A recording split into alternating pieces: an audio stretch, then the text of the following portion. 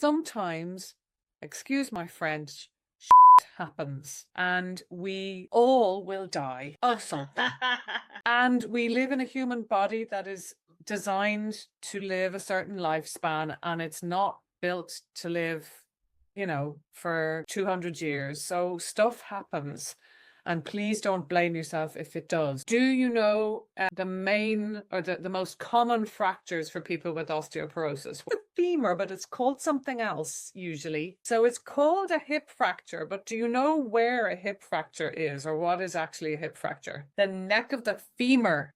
So the hip really is a space between the femur and the acetabulum. So a hip fracture is not the whole thing. It's this thin bit of the bone. So here's your femur rising up here. Then you've the neck of the femur and the head of the femur. And the most vulnerable point for a hip fracture is the center of the neck of the femur. The next most vulnerable in the hip area is just before the greater trochanter, the sticky out bone on the side of your hip. So there's a little line there that's often quite prone.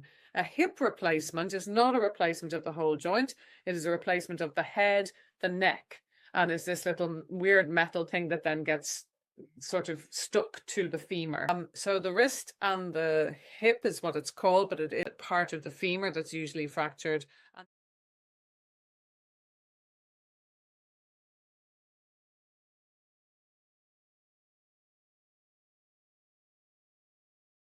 then the third most common fracture site is in the vertebrae, but does anybody know where in the spine is more common? So the thoracic spine, and in particular the thoracic lumbar junction, the meeting the top vertebrae of the lumbar and the bottom vertebrae of the thoracic, but the thoracic or thoracic in general.